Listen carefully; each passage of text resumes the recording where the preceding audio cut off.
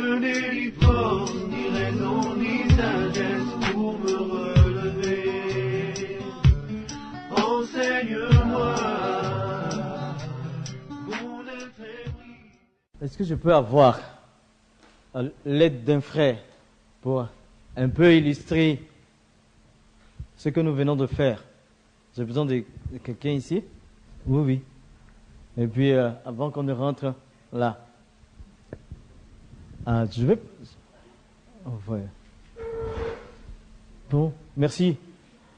Lui, il est chrétien, il est un enfant de Dieu. Mais vu tout ce que nous venons de voir, l'islam c'est la religion et tout. Bon, supposons qu'il soit un musulman devant nous. Chacun des éléments cités serait un lien pour lui. Par exemple, l'effet de la religion et la culture, la société, et puis quoi encore? La langue, un livre, un prophète.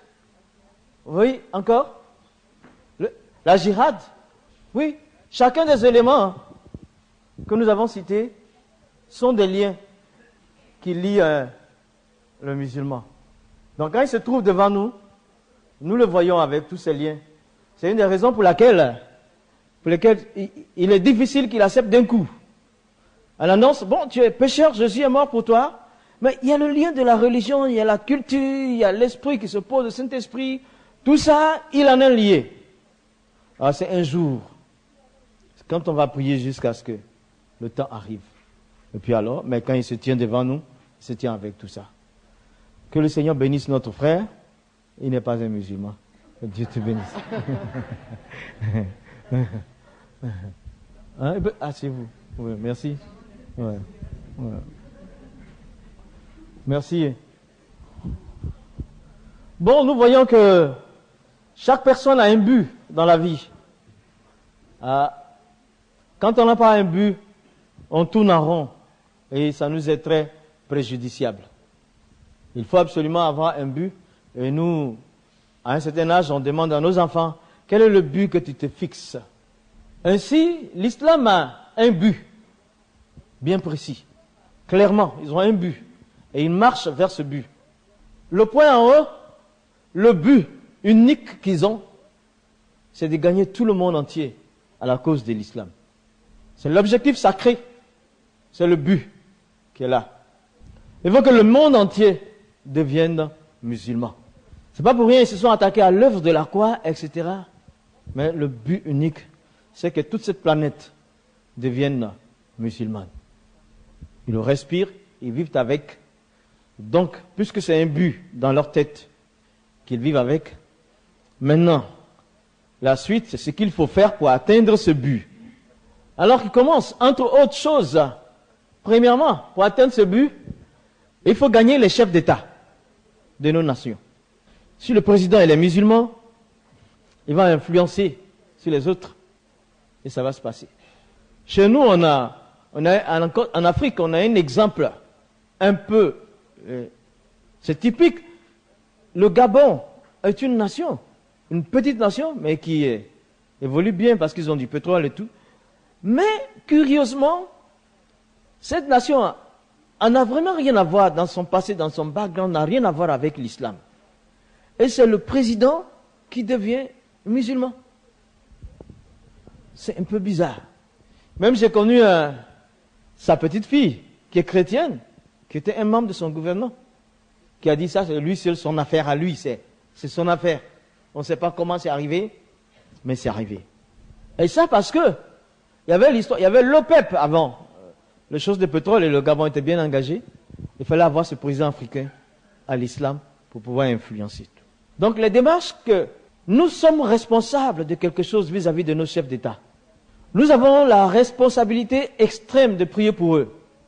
C'est ce que dit l'Écriture.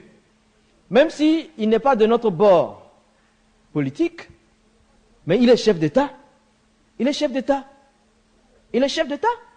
Il est chef d'État. Qui allait dire à Dieu de mettre Chirac à la présidence? Encore 2 fois. Qui a dit à Dieu? C'est Dieu qui a voulu. Que nous ne l'aimons pas ou que nous l'aimons, il est. Mais en tant que corps de Christ, nous avons le devoir extrême de prier pour lui et tous les autres chefs d'État de nos nations. Parce que, à mon avis, ce n'est pas une révélation, mais c'est tout comme le diable ne cherche pas un homme, mais il cherche un trône. Il cherche un trône. Cette chaise-là, c'est le fauteuil présidentiel. Il ne cherche pas Joseph, Paul ou Jeanne. Il vient s'asseoir tranquillement parce qu'il sait qu'il ne peut pas. Dieu a déjà choisi la personne qui sera sur la chaise, sur le fauteuil présidentiel. Le diable ne peut pas empêcher ce que Dieu fait. Alors, il s'empresse de venir s'asseoir là. Et puis il attend. Si c'est Joseph qui vient, il lui pompe ses pensées. Si c'est Jeanne qui vient, il lui pompe ses pensées. Alors moi je dis, c'est pourquoi Paul a dit, avant tout, priez pour les autorités. Avant tout, priez pour les autorités. Entre autres, l'esprit de l'islam vise les autorités. C'est pourquoi je vous engage à prier pour nos présidents. Parce que le jour qu'il y aura un musulman quelque part président, tu seras obligé de prier pour lui. Parce que c'est écrit. Deuxièmement, les chefs de gouvernement, les premiers ministres, quand ils les ont, c'est fini. Ils atteignent facilement le niveau. La chose qu'il faut remarquer, c'est comment ils procèdent. Ils ne procèdent pas par en bas, mais ils procèdent par en haut, par la personnalité la plus élevée de l'État.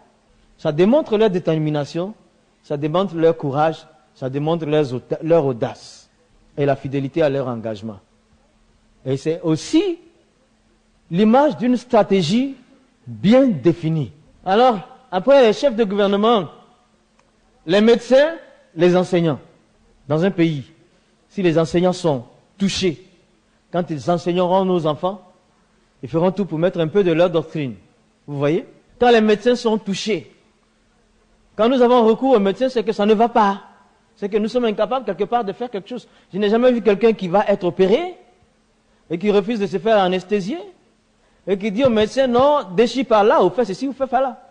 Tu t'en vas te laisser à sa merci. C'est lui qui fait ce qu'il veut.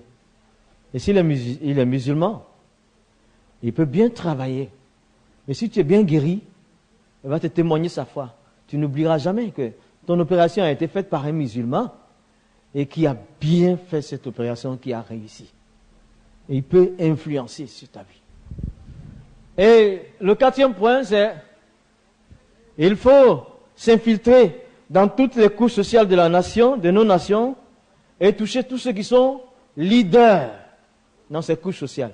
Tous ceux qui sont leaders. Chaque père de famille est un leader. Chaque mère de famille est un leader. Il faut toucher, s'infiltrer et toucher tous les leaders dans les couches sociales de la nation. Tous ceux qui dirigent un petit groupe. On regarde dans les équipes de football, les leaders, ceux qui font bien, on les vise. On regarde même dans les minimes, les juniors, nos enfants qui mènent les autres. Ils sont déjà dans leur collimateur. C'est nous qui dormons. Eux, ils savent ce qu'ils font. Toute personne dirigeant un petit groupe peut être l'objet de convoitise. Cinquièmement, nous avons les élections. Leur stratégie, c'est que pour toutes sortes d'élections, que ce soit municipales, législatives ou présidentielles, il faut avoir le moins de candidats chrétiens possible. Il faut même, en un mot, il faut éliminer, si possible, toute candidature chrétienne pour être sûr d'avoir le poste dans l'islam. C'est un peu le but qui se fixe et comment ils veulent atteindre ce but. Ce n'est pas que j'ai découvert dans un livre, mais c'est le constat de tous les jours. Donc ça, c'est le but de l'islam. Maintenant, en fait, on a vu un peu qui ils sont. On a vu leur but. Il nous faut quoi? Il nous faut nous équiper pour aller à leur rencontre. Un petit peu passé. Là, c'est les qualités pour annoncer l'évangile aux musulmans. Après tout ça, on ne peut pas n'importe comment affronter cette muraille. Il faut avoir certaines qualités. Quoique c'est le Seigneur qui gagne les âmes, mais nous avons besoin d'être équipés. Premièrement, il faut absolument être sûr de son salut. Il faut être sûr de son salut. Pourquoi alors? tu t'en vas dire à quelqu'un, Jésus est mort sur la croix pour toi, pour que tu sois sauvé. Et lui, il sait que Jésus n'a pas été mis à mort sur une croix. Alors, si toi, tu n'es pas sûr, ta foi va vaciller, vu sa détermination, il va ouvrir simplement le Coran, mais c'est écrit là, il n'est pas mort. Et pendant ce temps, toi, tu es mi-figue, mi-raisin, tu es là un peu, puis, Jésus n'est pas mort, je vous dis, c'est écrit. Mais vous vous trompez, vous les chrétiens, Jésus n'est pas mort sur la croix. Et puis tu commences à douter de ta propre foi, de celui que tu viens annoncer. Donc la première des choses, absolument, il nous faut être sûr de l'assurance. Il faut nous être sûr d'être sauvés. C'est absolument nécessaire. C'est primordial. Sinon, on s'assoit, on règle ça d'abord, avant de partager cette foi à d'autres personnes. Deuxièmement, il nous faut être en communion permanente avec le Seigneur. Pour l'évangélisation des musulmans, il faut être en communion permanente avec le Seigneur. Ça donne, pour cette communion, entre autres, il faut avoir une vie de prière aussi. Il faut lire aussi sa parole. Il faut avoir une vie de prière assez poussée pour que tes relations, ta communion soit avec le Seigneur, vraiment à un certain niveau, pour pouvoir annoncer cet évangile. Parce que c'est quand même une forteresse. Des fois, quand on se met à prier, on prie, on est bien, on se sent armé. Et puis, puisqu'on parle à Dieu, on sent qu'il nous parle. Nous avons cette communion avec lui. Devant un musulman, on n'a pas grand-chose à faire. Des fois, nous sommes inspirés au-delà de tout ce que nous apprenons ici. Ça, c'est vrai, ce sont des techniques, c'est des remarques. Mais l'essentiel, c'est ma vie et Dieu et le Saint-Esprit qui fait. C'est ça. Donc, si j'ai une bonne communion avec le Seigneur, ça va se passer très bien. Là, il n'y a pas de peur. Troisièmement, il faut être en collaboration avec le Saint-Esprit. Tu dois savoir que le Saint-Esprit est une aide et un collaborateur précieux dans la tâche d'évangélisation. À tout moment, il peut t'aider. À tout moment, il peut collaborer. C'est quelque chose à savoir. Ce n'est pas peut-être, non. Il faut que tu le saches. Que dès que tu te mets à évangéliser, tu touches le cœur de Dieu. Et cette parole de l'Écriture s'accomplit. Je suis avec toi tous les jours jusqu'à la fin du monde, ça devient une réalité vivante. Des fois, ce que je fais à Abidjan, il y a des personnes, en tant que pasteur, que j'assiste. On est pasteur, on est berger. J'assiste. Mais il y a des personnes qui ne finissent pas d'avoir un problème, des problèmes. Quand vous venez, vous parlez, il y en a, il faut laisser parler. Quand il parle net, il est guéri. C'est fini. Vous l'assistez, demain, il y a un autre problème qui surgit quelque part. Et ainsi, quand je vois que les problèmes sont incessants dans la vie de cette personne, des fois, je lui dis, bon, je lui donne rendez-vous, viens. Et quand elle vient, si elle n'est pas physiquement diminuée, on va dans la rue. On va ensemble. On partage l'évangile. Je dis, il faut parler aussi avec moi. Le fait de dire à quelqu'un, Jésus t'aime, il est mort pour te sauver. Après, quand on revient, elle est soulagée. Hein? Les problèmes sont passés. Parce que là, avec les problèmes, tout est centré sur toi. Il faut qu'on pense en toi, mais quand tu es en train d'évangéliser, tu penses à l'autre, tu veux l'aider, et puis tu te trouves bien. Certains sont malades parce qu'ils n'évangélisent pas. Le Saint-Esprit est un collaborateur. Je vous donne une illustration. Pasteur, on arrête à quelle heure? C'est dangereux, on ne dit pas ça à un Africain parce qu'il ne connaît pas trop l'heure. Mon heure, c'est quand je suis fatigué. Ou bien quand vous allez commencer à dormir. Bon, 9h30, 10h, 9h30, c'est bon. On va prendre des questions aussi. Ouais. Donc, pour illustrer ça, il y a plusieurs. C'est comme une fois, on était allé en évangélisation en Guinée. Et là, c'était une ville aussi très musulmane. C'était la ville de Kankan. Plusieurs fois, j'ai été en Guinée. Une ville où les gens avaient déjà dit, dans les mosquées, hein, ils ont dit que personne n'aille écouter cette personne-là. Alors, nous sommes allés avec une équipe, Campus pour Christ et les frères et tout ça. On a voulu projeter le film Jésus. Et puis on profite pour parler un peu aussi. Alors, on va sur la place publique. Mais le mot d'ordre a été respecté. C'est-à-dire, pas une seule personne présente à l'heure de l'évangélisation, personne n'était là. Les gens étaient dans leur maison, tout autour de la place. Alors, on a joué un peu de musique, on a mis l'écran et tout. Personne n'est venu. Ah, il faut tout démonter et repartir au camp. Le lendemain, c'était la même scène. Il n'y avait personne. Cette fois-ci, j'ai dit non. Ils sont là, mais ils ne sont pas là. Ils sont dans leur maison autour, mais ils ne viennent pas sur la place. Donc, comme on a un micro, on a des bonnes baffes, on met le volume à bloc, et puis ça les trouve à la maison là-bas. C'est ainsi que j'ai dit, non, on ne retourne pas comme ça, mettez à fond. Quand ils ont mis à fond, j'ai eu un interprète dans la langue, et il y avait mon épouse qui était juste derrière moi. Et elle priait, moi j'étais le prêcheur, elle était la prieuse. Alors elle priait, je parlais. Et lui, il interprétait. Au bout d'un quart d'heure, il y a une vieille dame qui sort de sa maison. Elle vient avec une petite chaise. Elle s'assoit et puis, parce qu'elle entend, dans sa langue, elle entend aussi 2-3 mots en arabe. Donc elle est venue s'asseoir. 2 minutes après, il y a son époux, le vieux, qui vient, qui la force à rentrer, conformément à l'ordre. Mais elle ne veut pas, elle ne bouge pas. Elle est assise. Pendant qu'il essaie de la forcer, lui aussi il entend, et puis il reste debout à côté d'elle. Puis on écoute. Ainsi de suite. Après un quart d'heure, 20 minutes, 25 minutes, il y avait 300 personnes. 300 personnes, et il y en a, les plus jeunes se sont mis à lancer des pierres, à nous lapider. Ça c'était en 96. Ils nous ont lapidés, mais les pierres tombaient à proximité. Hein. Un moment, ils arrêtent. On n'a pas suivi, on a continué. Ils ont arrêté. Et puis, après, j'ai donné l'appel.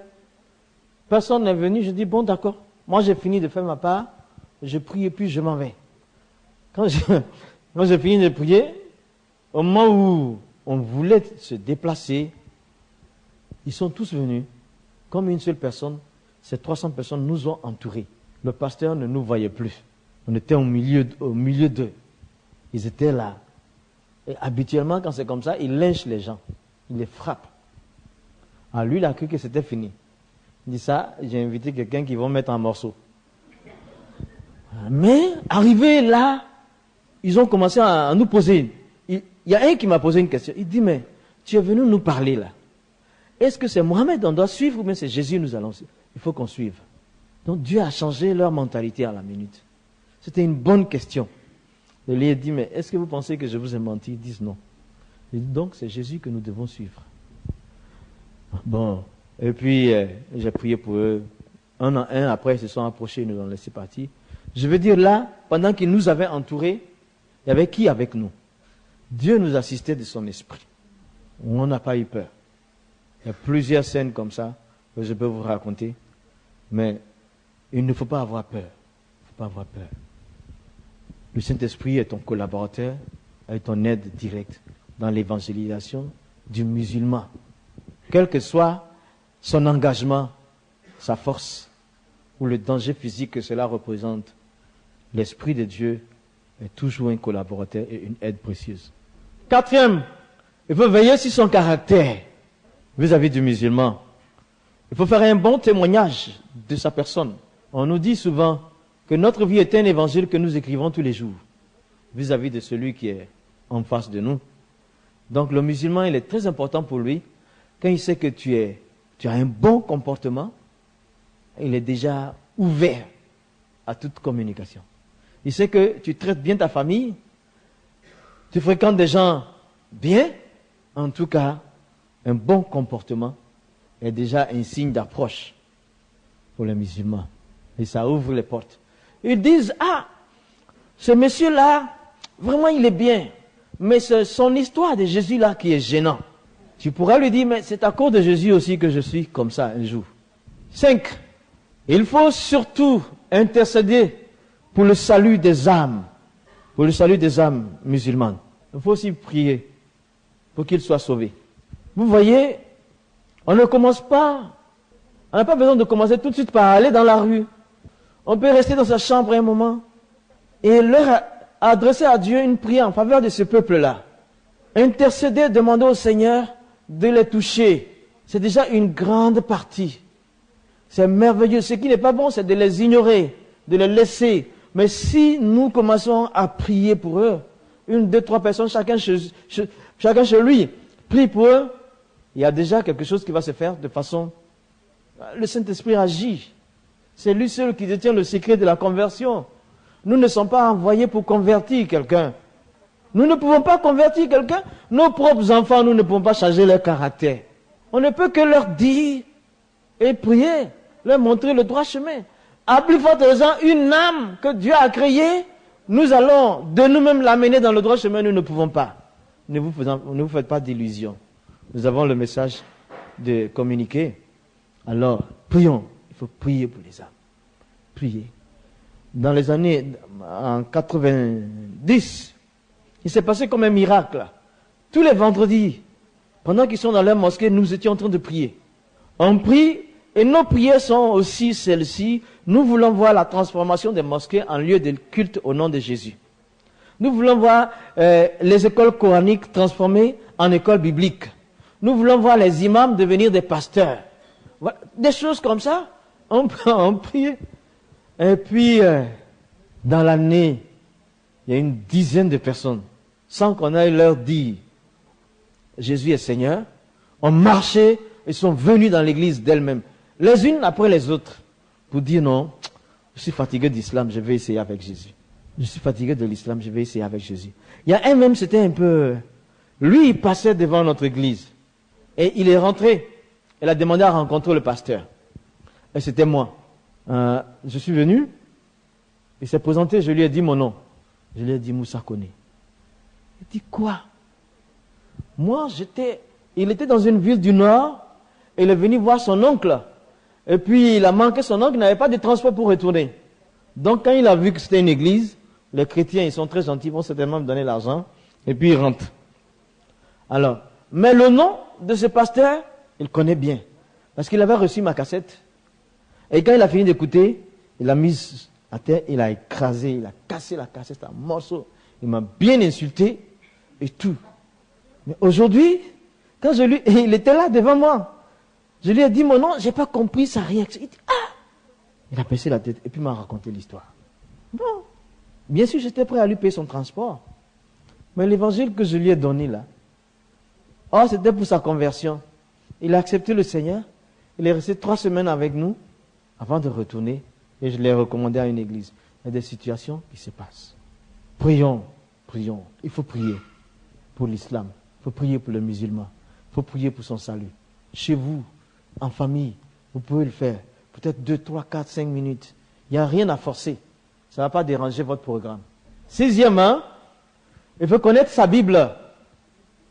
Je vous en prie, il est important pour nous, il est primordial pour nous de connaître la Bible. Il faut la connaître. Moi, nous sommes inexcusables. Si nous ne pouvons pas lire la Bible, nous n'avons pas le temps de lire la Bible. Mais il y a quelque chose qui nous échappe. C'est sûr. C'est vrai, nous sommes de différentes cultures. Mais imaginez, pour moi, quand on te donne 6000 versets à mémoriser pendant 5 ans ou 4 ans, tu apprends les mêmes choses, tu mémorises. Et puis tu te rends compte après que ce livre-là n'est pas celui de Dieu et que tu viens tomber sur la vérité divine, la parole de Dieu, mais tu la manges. C'est notre cas. Mais je crois aussi que c'est normal qu'un chrétien connaisse la Bible. On a commencé tout doucement. Mon pasteur me faisait mémoriser 2 versets par semaine. Au bout de 3 mois, j'ai commencé à faire des réunions publiques, à témoigner. Et quand je citais les versets, les gens avaient l'impression que j'avais 10 ans de conversion. Mais c'était seulement 3 ans. Mais il y a quelque chose dedans. Il est impossible. Il y a des fois où je me sentais malade. Et dans ma lecture quotidienne, j'ai fini de lire. Je suis guéri. Il y a trop de choses qui se passent. Nous devons connaître la parole de Dieu. Et le musulman, si tu connais la Bible, il a peur de toi. Tout ce qu'il va dire contre, mais tu restes dans l'esprit de la parole de Dieu. Un verset biblique lancé a plus de puissance que 10 versets coraniques, ou bien tout le Coran. Un seul verset biblique. 7e, connaître au moins une prophétie. sur Jésus et son accomplissement dans le Nouveau Testament. Les musulmans, ils sont un peu comme les juifs qui aimaient les prophéties, qui aimaient les choses, qui aimaient scruter les Écritures. Des fois, ils sont comme ça quand ils connaissent, quand ils sont intellectuels, quand ils connaissent le Coran, c'est comme ça ils sont. Vous leur donnez une prophétie de Jésus-Christ et vous leur donnez l'accomplissement à la lettre. Ils sont touchés. Ne serait-ce pas la vérité? Il dit, l'Esprit de l'Éternel est sur moi. Il m'a envoyé ouvrir les yeux. Il m'a envoyé guérir ceux qui ont le cœur brisé.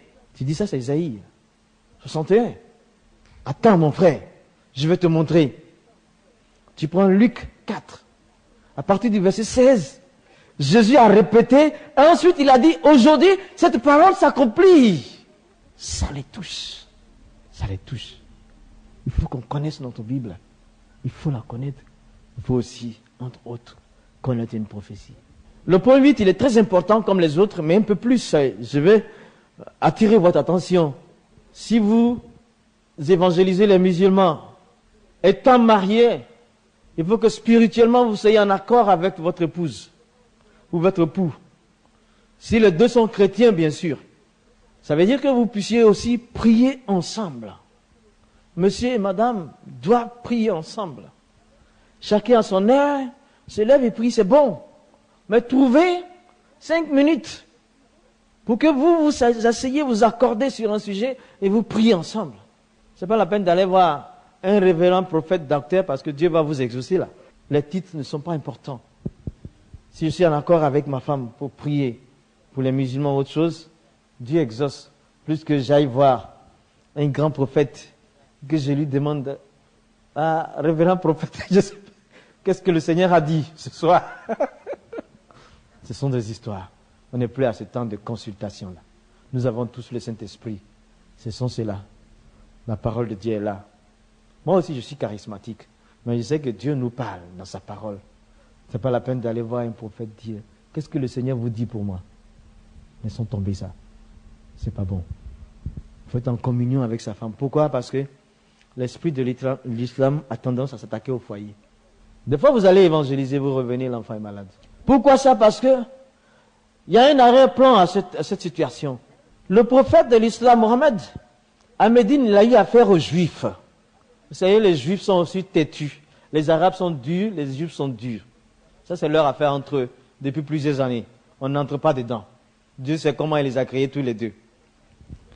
Alors lui, venant imposer sa religion à Médine, il y avait des Juifs de la diaspora. Et eux, ils ont tenu la barre haute, ils ont discuté avec lui. C'est pas pour rien que, d'abord, il se tournait vers Jérusalem pour prier. Au début, c'est ça. Quand il a fait l'islam, on se tourne vers Jérusalem, on prie. Mais les Juifs lui ont dit, mais tu fais comme nos prophètes. Tu fais comme nous. Tu es prophète, mais pourquoi tu te tournes vers Jérusalem? C'est nous qui nous tournons vers Jérusalem. Ils se sont moqués de lui. Et il a tourné vers la Mecque. Ensuite, il y a eu beaucoup de discussions. Et c'est reporté souvent dans la Sourate 19. Dans une conversation, ils ont eu des rencontres. Et les Juifs lui ont dit, des fois, au moins si tu avais fait un miracle. Tu n'as fait aucun miracle. Si tu avais fait un miracle comme Moïse, comme Jésus, tu n'as fait aucun miracle. Il leur dit, allez-y vous entendre. Vous ne pourrez jamais faire un livre comme le Coran. Parce que c'est ça le grand miracle que j'ai fait. C'est tout. Ils leur ont dit, mais tu crois que Jésus était qui? Jésus est la parole de Dieu? Jésus est le Fils de Dieu? Jésus est Dieu? Alors, le Coran déclare dans la 19e sourate que après leur départ, l'ange Gabriel est venu. Jibril, il a dit, s'ils reviennent, il faut leur dire, Kamasal Isa, Kamasal Adam. Tel était Jésus, tel était Adam. C'est-à-dire, Adam est comme Jésus. Le miracle d'Adam est plus que celui de Jésus, disent-ils, parce qu'au moins Jésus avait une mère. Mais Adam n'avait ni père ni mère. Voilà le prétexte que le Coran a trouvé pour répondre aux Juifs. Mais nous, souvent, dans la discussion avec les musulmans, ils s'appuient dessus quand on communique. Et moi, je leur dis, non, Jésus, il est écrit comment? Il est comment? la parole de Dieu qui est devenue un homme. Si on doit le comparer à Adam, Adam est sorti de la poussière. Et Jésus, le Coran dit, c'est l'Esprit de Dieu. Alors, Jésus est sorti de l'Esprit de Dieu. Est-ce qu'ils sont en égalité? Bon, d'accord. Si c'est ça, prenons qu'ils sont pareils. Adam est mort. Il est devenu poussière, c'est sûr. Parce qu'il est fait de poussière. Mais Jésus, s'il meurt, il ne devient pas poussière, il devient Esprit de Dieu. C'est ce qu'ils disent. C'est ça que je prends pour les arrêter. Alors, le prophète de l'Islam a dit, d'accord, si c'est ainsi, allez-y chercher vos familles, vos femmes et vos enfants, j'envoie les miens et nous allons lancer un sort. Celui qui n'aura pas raison sera maudit et sa famille sera frappée. Alors, pourquoi est-ce qu'ils pensent aux familles? C'est un signe que ceux-là s'attaquent, cet esprit de l'islam s'attaque particulièrement aux familles. C'est pourquoi nous devons prier avec nos épouses pour voir les choses quand on évangélise. Mais si ton mari n'est pas chrétien, tu n'as pas le choix. Ou ta femme n'est pas chrétienne, tu n'as pas le choix, tu pries. Si tu n'es pas marié, tu pries. On ne va pas te donner le fardeau des mariés. On avance un peu. Le 8e point, on va au 9e. 9e, il faut aimer les musulmans sans hypocrisie. Nous parlons d'un amour sacrificiel. Il faut les aimer sans hypocrisie. Il faut vraiment les aimer. Un amour qui ne considère pas autre chose que le désir de sauver cette personne. Actuellement, c'est très difficile de pouvoir aimer un musulman à travers tout ce qui se passe. Mais ils ne sont pas tous comme ça. Il y en a certains, il y a beaucoup qui ne sont pas candidats pour l'enfer. Ils veulent aller au paradis. Il nous faut les aimer. Aimons-les d'un amour propre. N'attendons pas le retour de cet amour. Distribuons cet amour à eux. Intéressons-nous à eux. Préoccupons-nous de leurs problèmes et parlons-leur de Jésus-Christ. Il faut vraiment les aimer. C'est par l'amour que tout peut se passer. Mais j'insiste, si nous devons les aimer, c'est les aimer pour qu'ils soient sauvés. Pas les aimer pour créer un sentiment qui amène au lit. Vous comprenez? Oui. Deuxièmement, il faut avoir le fardeau du peuple musulman. Il faut ressentir quelque chose. Il faut avoir le fardeau, le désir de prier pour eux, de faire quelque chose pour eux. C'est très important. 11e, il faut fixer les yeux sur la croix et non sur la mer, et sur la tour Eiffel ou la mer. Fixez les yeux sur la croix et non la tour Eiffel ou la mer. Si je vous laissais deviner, vous allez dire beaucoup de choses. Supposons que moi, par exemple, je suis venu de Côte d'Ivoire en mission ici.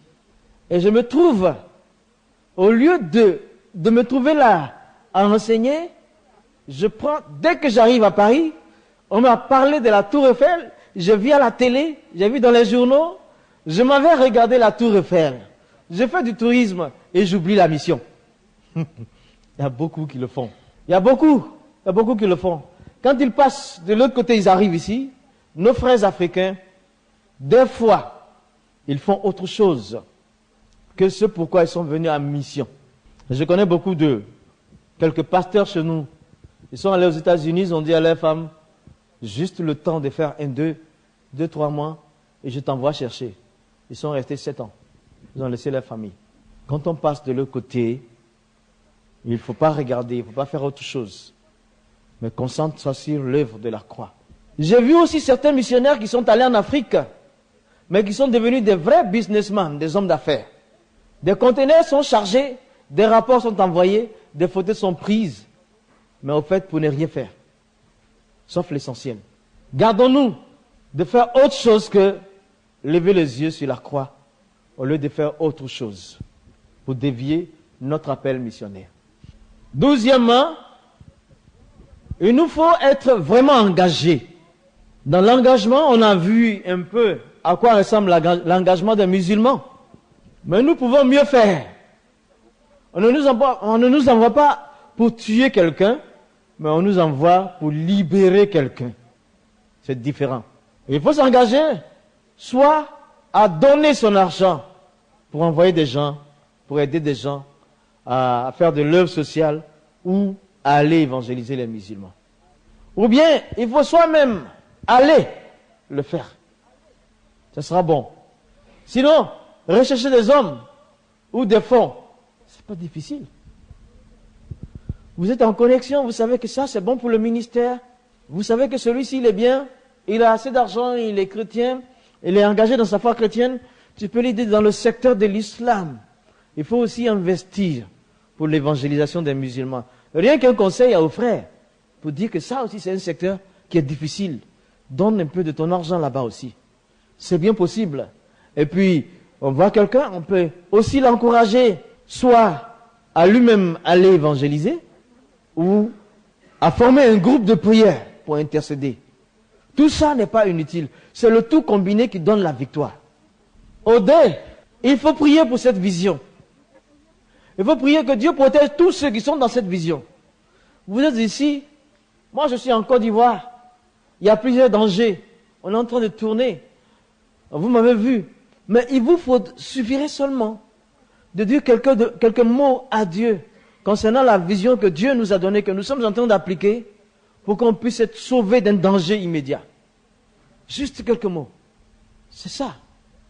Personne n'est inutile dans la maison de Dieu et personne ne peut remplacer quelqu'un d'autre. Chacun de nous a son poste. Chaque enfant de Dieu est conduit par Dieu et à ce qu'il a, personne ne peut prendre ce qui appartient à un autre enfant de Dieu. Personne ne peut te remplacer. Oh, petite heure là, il faut dire que l'islam n'est ni un œuf, ni du plomb. Est-ce que vous voyez? Un œuf, quand on le laisse tomber, ça se casse. C'est-à-dire, on ne doit pas développer dans notre mentalité. Les musulmans, ils sont très précieux. Si je dis ceci concernant tant, il va se fâcher. Si je lui parle de cette manière, nos relations vont se casser. Si je lui parle ainsi, ça ne pourra pas aller. Finalement, avec cette mentalité, on ne peut rien leur dire. Parce que si on dit quelque chose, soit ils vont se fâcher, soit nos relations vont se briser. Ce n'est pas un œuf à un musulman.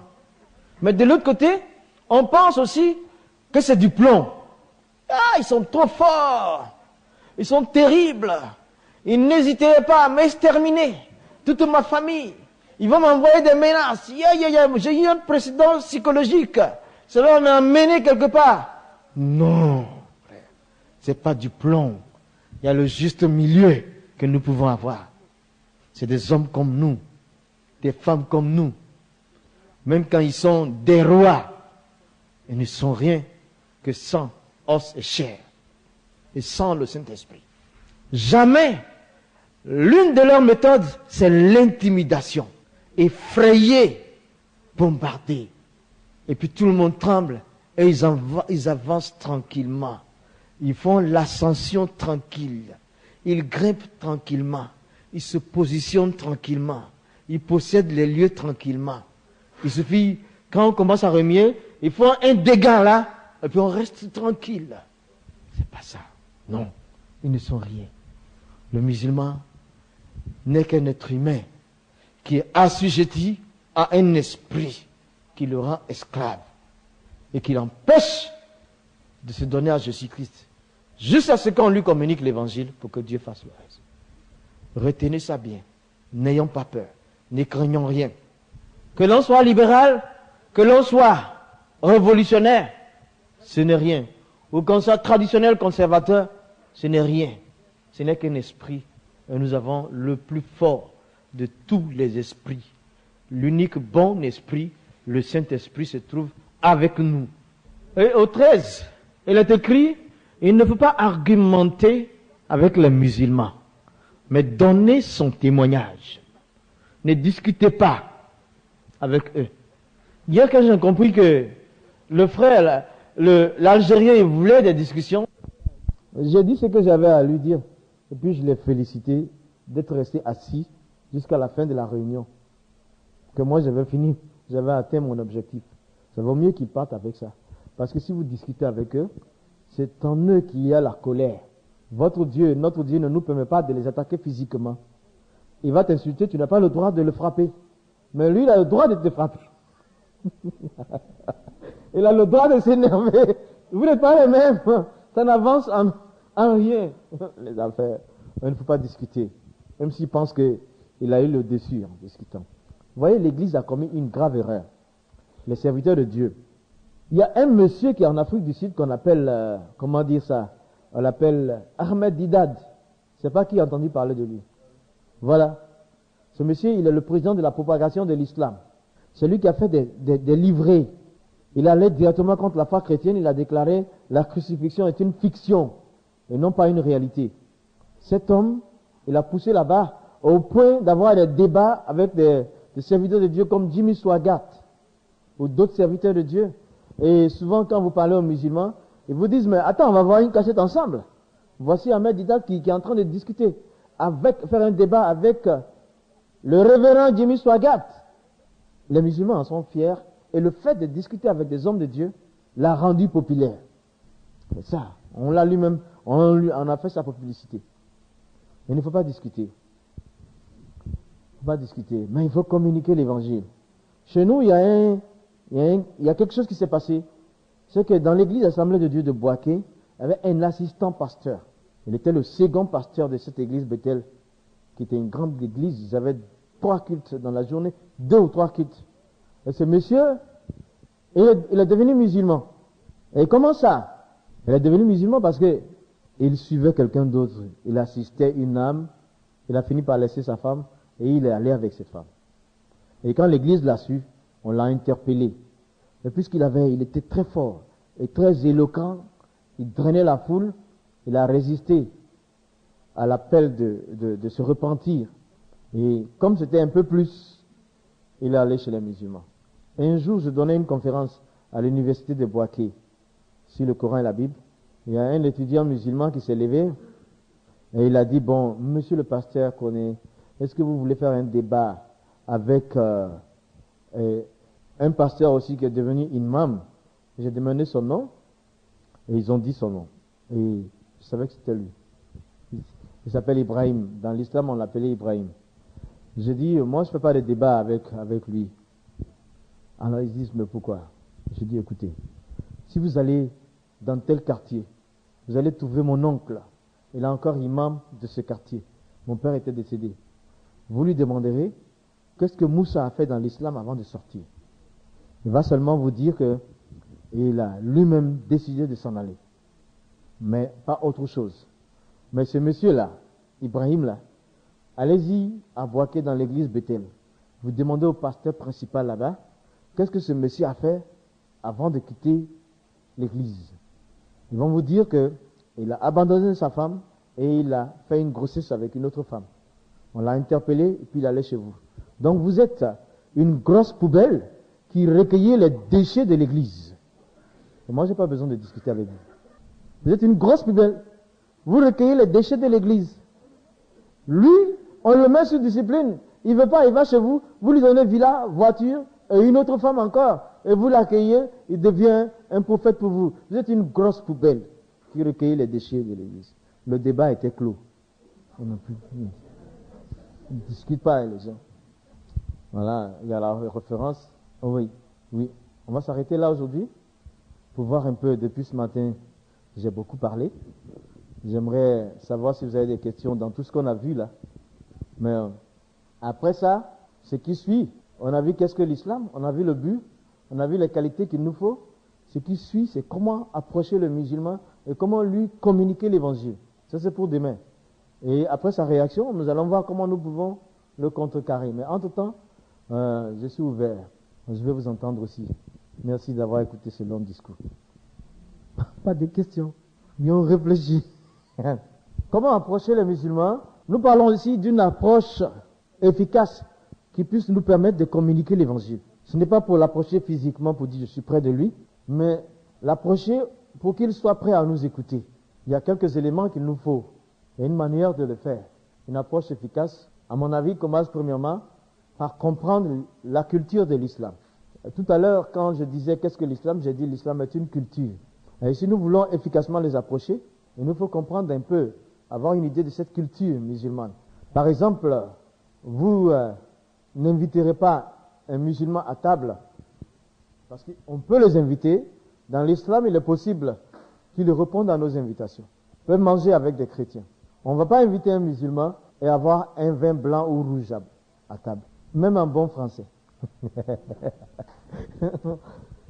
Si une fois qu'il voit le vin, il ne va plus écouter. Vous allez couper la communication.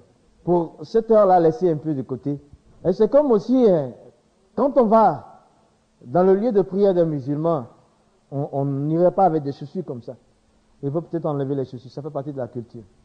La culture de l'islam, c'est aussi les vêtements.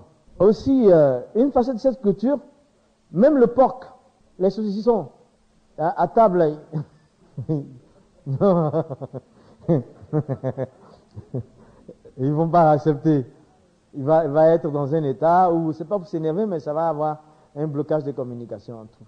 Donc un peu, vous pouvez avoir une idée de la culture de l'islam dans tous les livres qui parlent d'islam. Ça, c'est pas quelque chose, on n'a pas besoin de révélation pour ça. Deuxièmement, il ne faut pas attaquer les autorités de l'islam. On n'attaque pas les autorités de l'islam. Il faut parler, attaquer le Coran, c'est pas la parole de Dieu.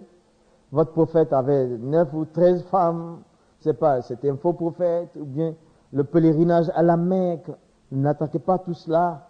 Tout ce qui est autorité musulmane, n'attaquez pas. Vous n'avez pas besoin, c'est pas nécessaire. Par exemple, mais pourquoi vous faites le jeûne et les sacrifices et tout? Tout ça, c'est pas bon d'attaquer ces choses-là. N'attaquez ni un imam, ni le prophète de l'islam, ni le Coran, ni la tradition, les hadiths, ni le pèlerinage à la Mecque, ni leur doctrine. Il ne faut pas attaquer. Ça ne sert à rien. Nous sommes là pour communiquer l'évangile. Troisièmement, il ne faut pas commencer une conversation par Jésus est le Fils de Dieu. Jésus est Fils de Dieu, et quand vous commencez, ça doit... et se sent mal à l'aise déjà, il n'est peut-être pas prêt à continuer la conversation avec vous. Ne pas commencer. Ce n'est pas commencer. Voilà. Ne pas commencer. Voilà. C'est facile, hein, c'est bien. Ne pas commencer non, là, aller trop loin. Voilà. Ne pas commencer la conversation par Jésus est Fils de Dieu. Mais pourquoi ils ne veulent pas entendre Jésus est Fils de Dieu? La raison est tout à fait simple. Dans leur pensée, c'est comme si Dieu avait pris une femme pour avoir un enfant. Ils pensent et ils voient ça de façon physique. Alors, l'explication, c'est que il faut lui expliquer que ce n'est pas physique. Ce n'est pas que Dieu a pris une femme pour avoir un enfant, mais c'est seulement que Jésus, d'ailleurs, quand on dit Fils de Dieu, ce n'est pas nous qui le disons, mais c'est écrit dans la Bible. C'est parce que il correspond au caractère de Dieu. Par exemple, c'est ça.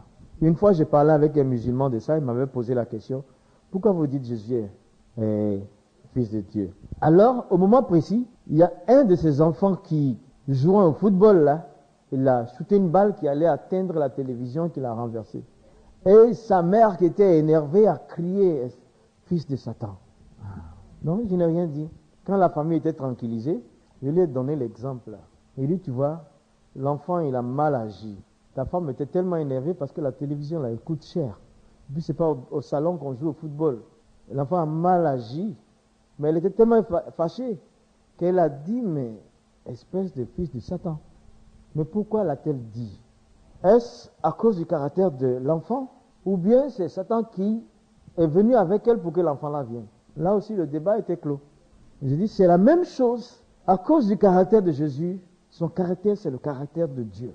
Alors quatrièmement, il nous faut connaître quelques bases doctrinales du Coran. C'est simple. Base doctrinale du Coran, ce n'est autre que les œuvres, les 5 piliers de l'islam. La pratique des 5 piliers de l'islam. C'est-à-dire, il faut prier, il faut aller à la Mecque, il faut jeûner, il faut faire les aumônes, et puis quoi? Il faut réciter le credo. Il n'a de Dieu qu'Allah et Mohammed est son prophète. Donc, la base doctrinale du Coran, c'est les 5 piliers de l'islam. La pratique des 5 piliers. Il faut le savoir. Il faut respecter la foi du musulman sans faire de compromission. On respecte sa foi. Des fois, vous êtes en train de parler, si vous êtes chez lui, il va dire, ah, frère, il faut que j'aille prier. Quand il est l'heure de la prière, il va se lever, il va te demander la permission d'aller prier. Il veut te prouver que lui, il prie et que toi, tu ne pries pas. Mais il faut dire merci, il faut aller. Il faut aller. Mais malgré ça, il faut lui annoncer quand même Jésus. Il ne faut pas te compromettre au point de lui éviter d'entendre Jésus, l'œuvre de la croix. Respecte sa foi. Il va aller prier, tu le laisses aller. Et il veut lire son Coran, mais tu le laisses. Mais toi, ne te compromets pas. Annonce-lui le Seigneur. D'une manière ou d'une autre, il ne faut pas te compromettre. Pas parce qu'il, devant toi, il s'en va prier que toi aussi tu vas faire comme lui. Non, pas de compromission. Respectons leur foi, mais on ne se compromet pas. 6e, il faut respecter le musulman en tant qu'individu, la personne même. Vous avez un musulman, une musulmane, vous lui accordez du respect. Ça les touche. Parce que il y a la discipline, il y a la rigueur dans les familles musulmanes. Nous avons été élevés dans une discipline très poussée. On est obligé, quand ton père te parle, tu ne peux pas lui regarder dans les yeux. Quand tu le regardes dans les yeux, c'est signe de désobéissance. Il te parle, tu baisses la tête. Mais souvent, c'est un peu... Parce que tu ne sais même pas à quel moment il t'envoie la gifle. C'était ça. Mais si le musulman, vous lui accordez du respect, il se sent tellement à l'aise qu'il est prêt à vous écouter. Simplement bonjour, bonsoir, comment ça va, et la famille, et tout, ça les touche. La politesse et le respect de la personne, c'est dans leur culture de respecter les autorités.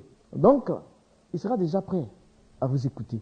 Et quand vous allez lui parler, vous écoutez, vous approchez, ça peut aller. 7e, il faut s'habiller de façon décente. Il faut s'habiller de façon décente. On a des jeunes gens, des jeunes filles qui s'habilleraient en mini-jupe pour aller évangéliser un musulman. C'est quand même trop. Il va entendre un autre évangile. Il faut s'habiller de façon décente. Il faut s'habiller très bien. Il faut s'habiller pour se couvrir. On n'est pas obligé de s'habiller cher, mais on peut s'habiller bien, propre et tout. Nous devons le faire, même chez les hommes. 9e, il faut utiliser ce que j'ai appelé les points communs. Le 8. Le musulman n'est pas un candidat pour l'enfer. Ça doit être une réalité. Lui n'a pas envie d'aller en enfer. Il veut aller au paradis. Mais il faut que tu le saches. Il est incapable de lui-même de trouver la voie. Il est bloqué, il ne comprend pas. Il est dans une culture, il est dans une société, il est dans un environnement qui ne lui permet pas d'ouvrir le voile et de voir clair, de déchirer le voile. Sinon, s'il savait la manière de rentrer au paradis, il peut nous dépasser. Il peut. C'est pourquoi ceux qui sont persécutés par leurs parents quand ils se convertissent, je leur conseille d'aimer leurs parents. Parce que s'ils savaient que c'était la bonne voie, ils dépasseraient l'enfant qu'ils persécutent. Ils ne veulent pas aller en enfer, ils veulent aller au paradis. Mais pour eux, quand l'enfant s'est converti, c'est qu'il a dévié. Donc, sachant qu'il n'est pas candidat pour l'enfer, il a une bonne envie de vivre le paradis, mais il ne sait pas. Et nous avons la possibilité de lui communiquer. 9e, utiliser ce que j'appelle les terrains communs. Les terrains communs, c'est simplement ce que la Bible accepte et que le Coran accepte, vice-versa. Dans le Coran, on dit le crime n'est pas bon, le vol n'est pas bon. Dans la Bible également, tu vois, ce sont des bons éléments.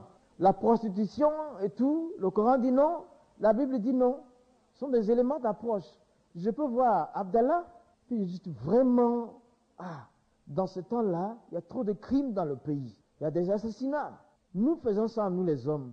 Comment est-ce que nous pouvons arriver chez Dieu avec toutes ces choses-là?